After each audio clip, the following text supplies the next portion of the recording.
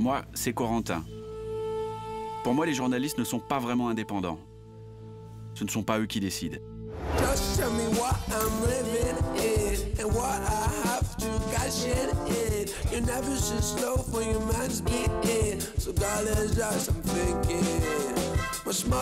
Elle, c'est une intervenante, une nouvelle, venue justement pour nous parler des journalistes. Bonjour. Je m'appelle Claire Lenestour, je suis journaliste et je suis là pour encadrer ce projet d'éducation aux médias. L'idée, c'est qu'on va se voir pendant plusieurs semaines pour répondre à toutes les questions que vous posez sur les médias, qui sont des questions assez larges et qui sont les vôtres.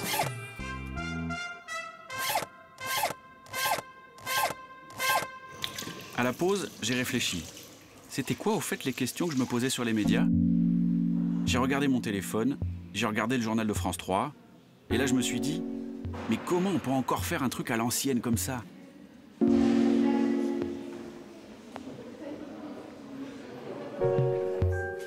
Alors, je vous lance le journal de France 3 d'hier. Ce que je veux, c'est que vous le regardiez de manière attentive, en prenant des notes. Je veux qu'à la fin, on ait toute une liste de questions. Normalement, en regardant, vous allez dire « et pourquoi il dit ça ? Et pourquoi il parle de ça ? Et pourquoi c'est comme ça ? Et pourquoi la dame elle est habillée comme ça ? Ou pourquoi il fait ça ?» Vraiment tout ce que vous voulez, pour qu'on puisse en parler tout à l'heure. Et puis on l'a regardé tous ensemble, et ça m'a pas fait changer d'avis. Le réseau de route secondaire, Maxime Rochard et Mide. Ce matin, le Douaisis s'est réveillé sous un épais manteau neigeux, 15 cm d'épaisseur dans certains secteurs. Dès l'aube, sur les routes Chasse-Neige et Saleuses, se croisent pour tenter de rendre le réseau praticable. J'ai une question. Moi, je comprends pas pourquoi l'ordre des sujets il est comme ça. Enfin, je sais pas si ça vient du moins important au plus important ou si c'est l'inverse ou ça. Vas-y. Je comprends pas pourquoi les sujets sont toujours les mêmes, que ça parle toujours sur les migrants, la neige, etc. Pourquoi la forme du journal elle est aussi simple et, enfin, je trouve que c'est pas très moderne. Ça pourrait être plus clinquant. Moi je trouve que le journal il est beaucoup destiné aux personnes d'un certain âge. Du coup je voulais savoir si c'était fait exprès ou pas. Est-ce que vous arriveriez à deviner l'âge moyen des téléspectateurs du journal de France 3 ?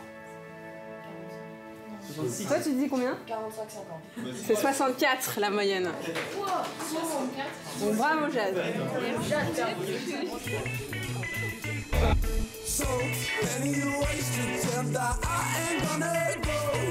Bref, une télé de vieux qui fait vraiment télé d'avant l'an 2000.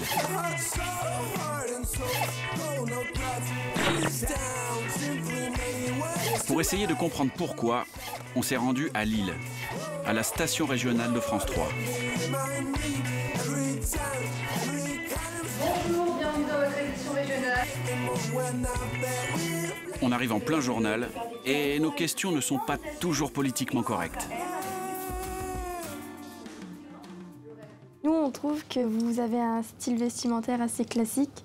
Du coup on voulait savoir si c'était vous qui choisissez vos vêtements. Alors c'est moi qui choisis. Alors au national non, dans les grandes chaînes nationales c'est des stylistes, mais nous en région on est remboursé de certains frais, mais on s'habille tout seul, ouais.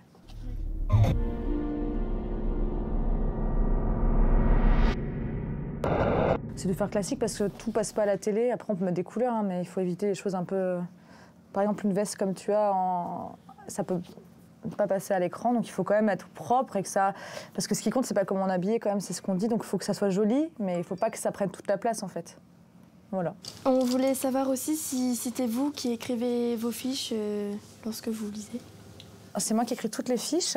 Alors les reporters sur le terrain me donnent les informations dont ils ont besoin pour qu'on comprenne leur sujet. Après le chef vérifie que j'ai pas dit de bêtises, mais c'est tout. C'est moi qui écris. C'est un travail d'équipe en fait. Moi après c'est la dernière touche, mais c'est un travail beaucoup plus long que ça. Ça, c'est la conférence de rédaction. Des journalistes qui parlent, un rédacteur en chef qui tranche et une présentatrice qui, du coup, présente des infos sous le contrôle de sa rédaction. Stressant, c'est sûr. Mais ça a aussi l'air d'être un métier sympa. Ça tue. Il y a beaucoup. Un fond de balle. À la estrade et tout.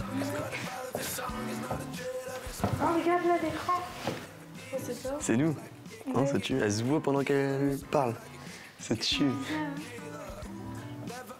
Il y a plein de trucs comme ça sur toi, ça fait quoi? Ça fait bizarre.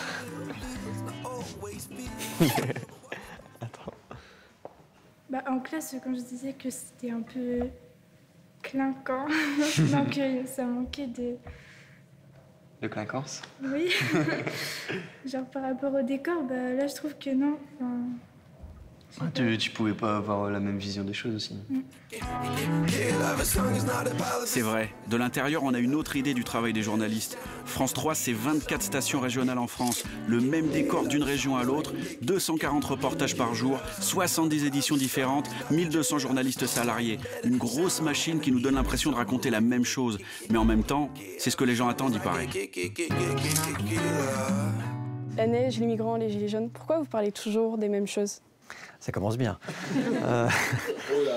Oh là là là là.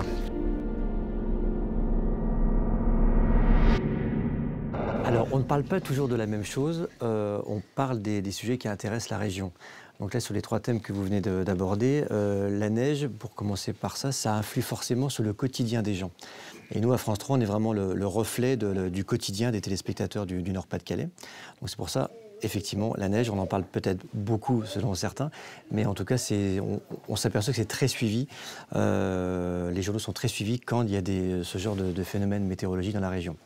Est-ce que les journalistes sont libres de dire ce qu'ils pensent? On est libre de penser, fort heureusement.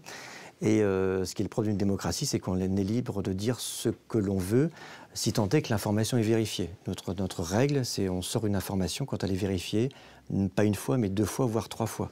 Si l'information est vérifiée et qui mérite notre éclairage, il n'y a aucun contrôle,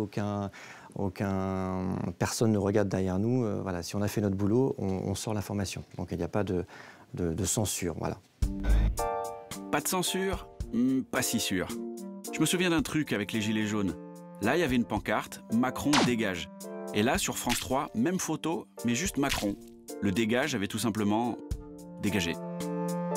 Du coup, on voudrait savoir s'il y avait une influence quelconque par rapport au gouvernement sur les journalistes, pour, admettons, des censures ou ne pas dire certaines choses, tout ça.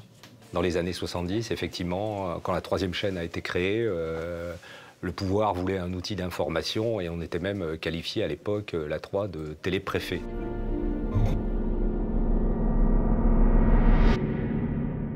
Et je vous mens pas, il y a eu des périodes où il y avait un téléphone sur le bureau du rédacteur en chef qui était en liaison effectivement avec les préfectures. Mais ça, tout ça n'existe plus aujourd'hui. On est une presse complètement libre.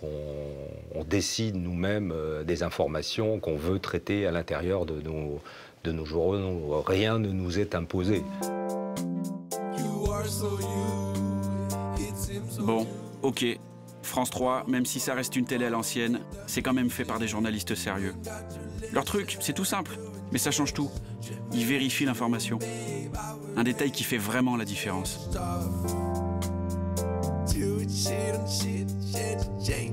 Certes, j'en ferai pas mon métier, moi, mais je trouve que c'est déjà c'est quelque chose qui porte à l'admiration, parce que c'est vraiment beaucoup de travail. On voit qu'ils s'investissent beaucoup dans ce qu'ils font, que c'est beaucoup de recherche. Donc la neige, les migrants... Du coup, c'est moi qui vais regarder. Au final, c'est pour faire une émission. Enfin, je veux dire, je sais pas, en plus, ça dure pas longtemps. Mais il y a tellement de choses à faire. Ouais, quand le JT il commence, il y a tout le monde qui est affolé. C'est super rapide. Et puis là, c'est vide. Il n'y a personne.